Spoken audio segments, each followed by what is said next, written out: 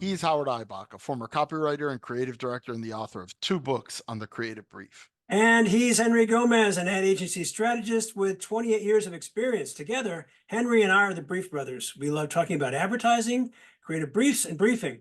We're back with another episode, Henry. Today, we're going to take a little contribution we received from, well, I heard about it from Cameron Day, our buddy Cam, and he read about it on LinkedIn from, I forget exactly who posted it, but it is a collection of 17 manifestos by very recognizable, iconic brands that I think most of us would recognize.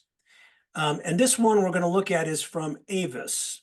So it's kind of old, but we're going to have a fun conversation about it because it fits really nicely in the alley that we like to travel in about briefs and strategy and getting to the essence of a brand. So I'm going to put this as a screen share and share it with our viewers.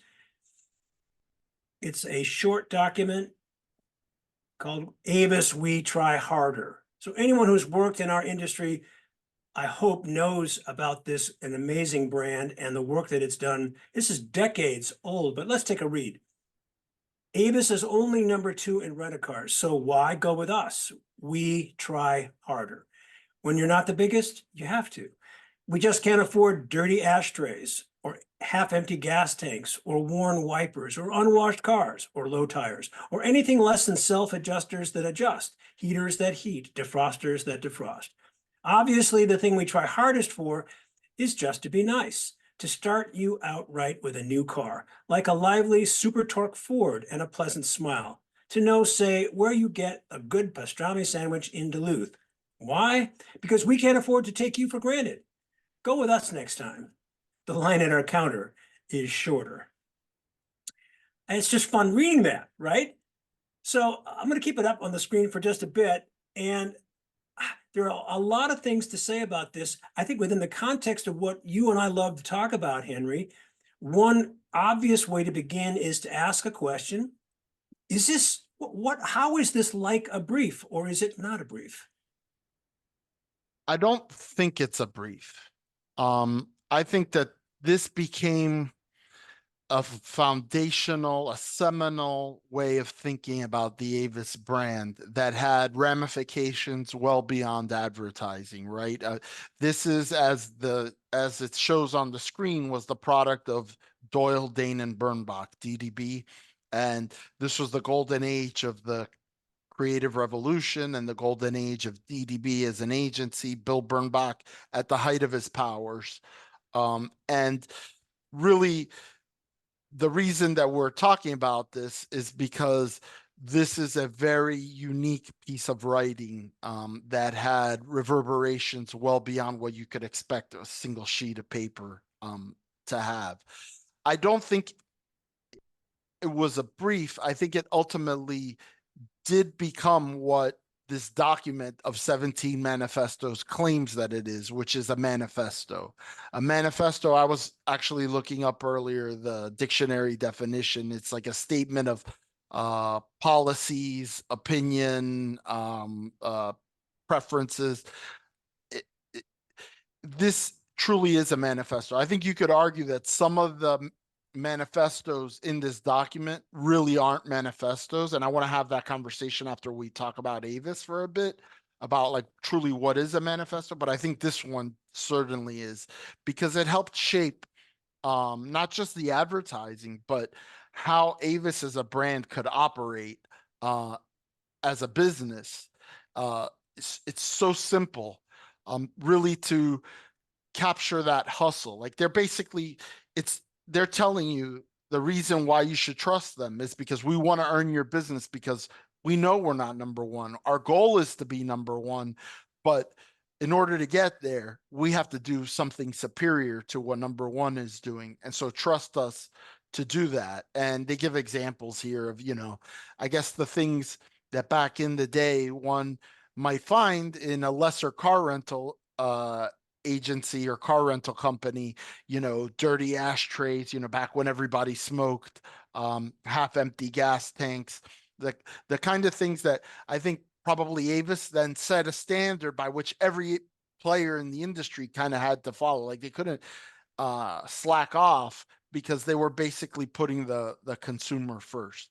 So of the 17 manifestos that were in the document, I gravitated toward this one, um, because not only its legendary status, in terms of the history of advertising, but also how it is a real and true manifesto for how a brand could operate, not just at the advertising, but in delivering for its customers. I do an exercise in my workshops. I've talked about it before and you're familiar with it, where I call it the Albert Einstein challenge. Because Albert Einstein was famous, or at least he was reported to have said, if you can't explain it to a child, you don't understand it yourself. And instead of what I do is I say, explain your brand. And we're really good at explaining our products. And most people who do this little exercise I do, they kind of get pissed at me because it's hard. And they're really good at explaining what their product is. But when I say, no, let's talk about your brand, explain your brand and do it in a way that that a kid would get. I'm going to include myself in this because it's hard. We struggle.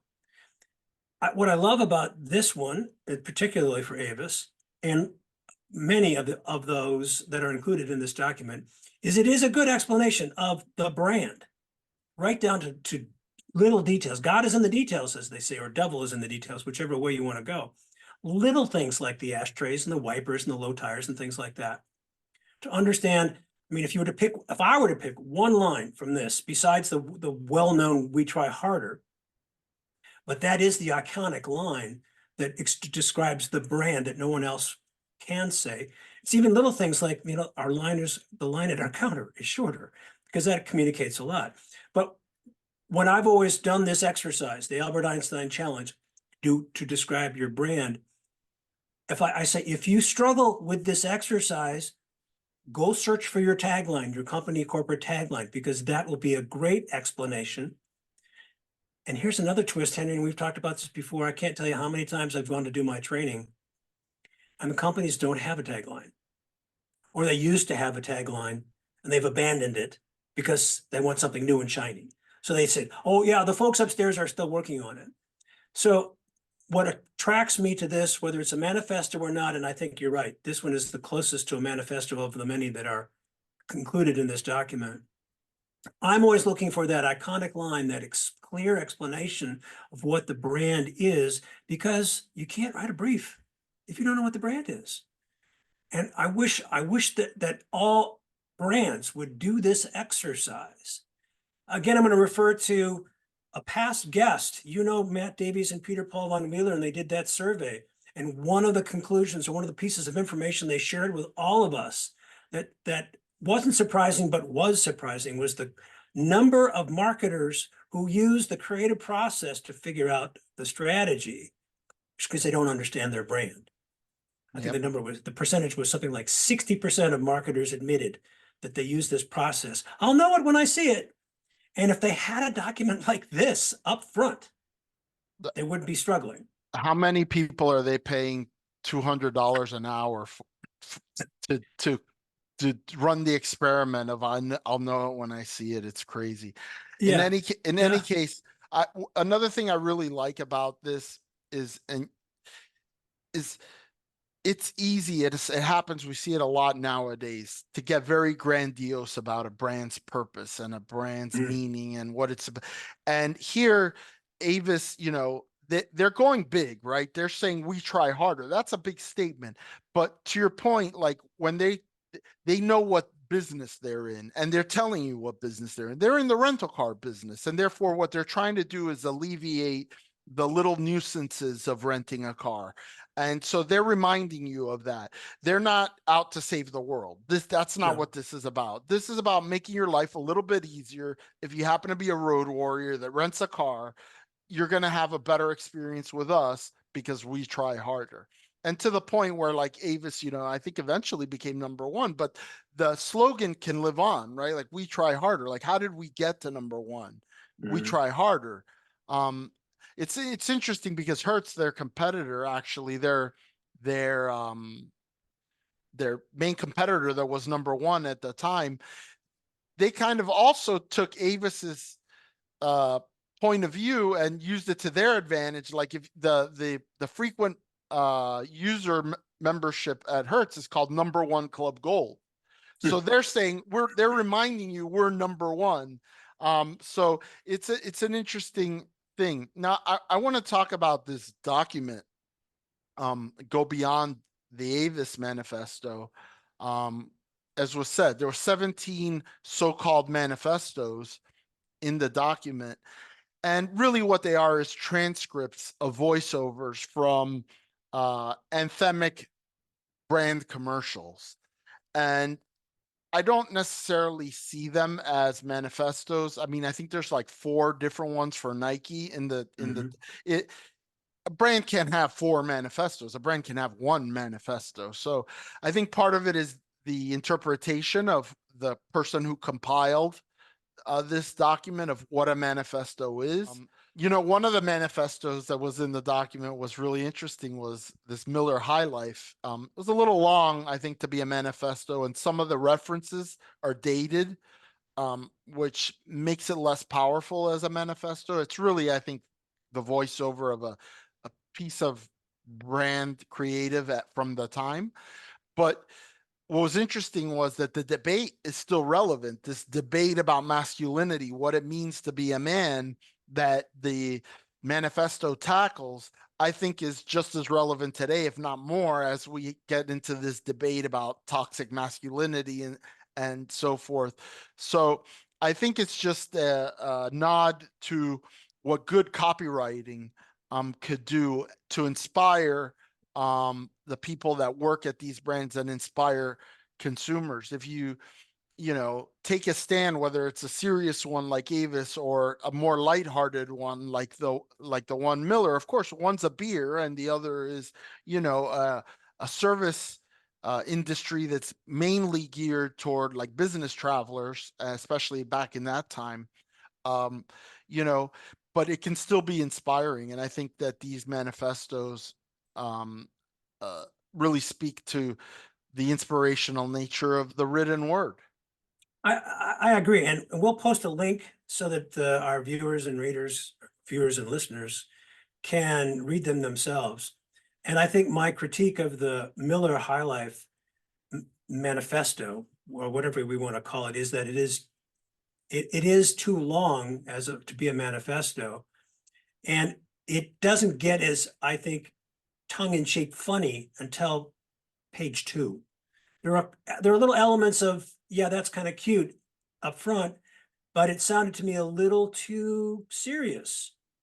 It was claiming not to be serious about itself, but it seemed a little too serious. It wasn't until the second part of it that I said, okay, this is over the top, and this is more in tune with what I think a beer that wants to be addressing itself to what a real man is, however fitting it might be for a particular period of time, not now, but then, was more appropriate. Go ahead, Henry. No, I was going to just add one element that I think is important, which is if you're trying to write a manifesto, I mean, the worst outcome is that you write a fantastic manifesto and there's no buy-in, right?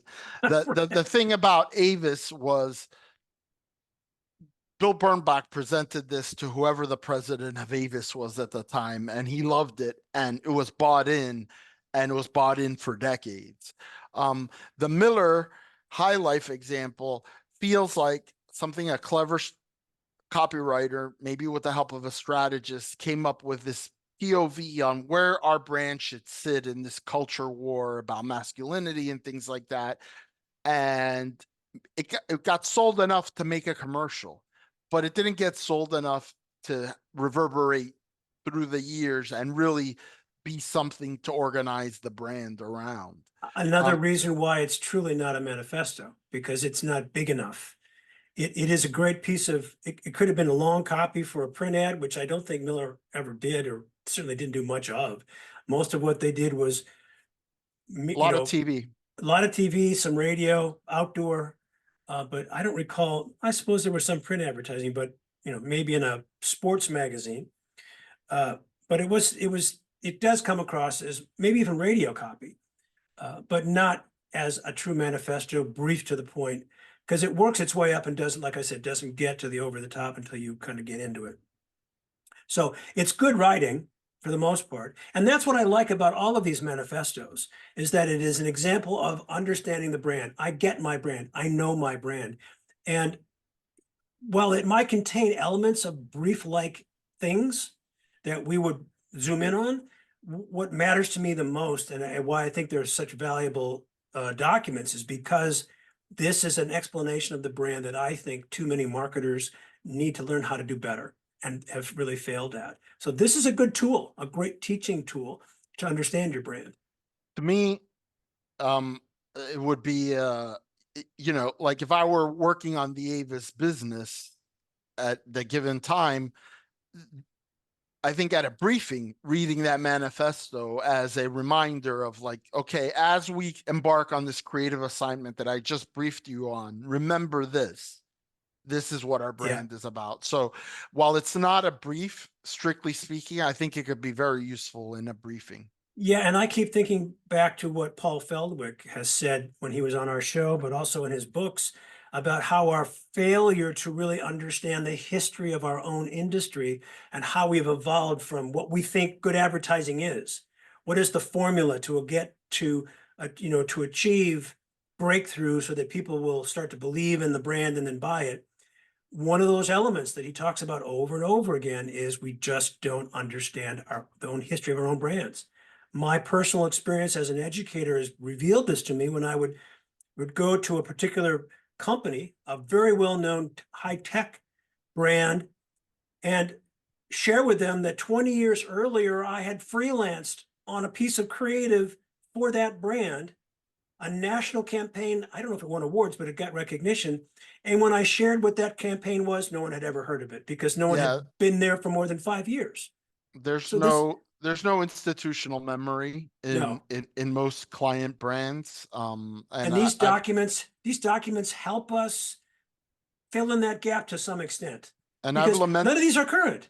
I've lamented that fact about institutional memory, and I've had the thought that, you know, the big brands, the important brands, should have a brand historian on staff, Yep. somebody who is a marketer who could examine the historical documents to say this is what they were attempting to do, this is what the creative work did, this is how the business did during that time, so that when a new CEO or a new CMO comes in, they can take them through and say this is where we've been. And if you want to be a good brand steward, you need to understand where we've been so that you can chart a future that's congruent with the past where we've been. That doesn't mean always repeat the stuff you've done in the past, No, but evolve from it. certainly knowing where you've been, and especially when the company was most successful, is a big can be of value to. And I only put it out there because someday I'm not gonna be a brand strategist, so maybe a company will hire me as a brand historian.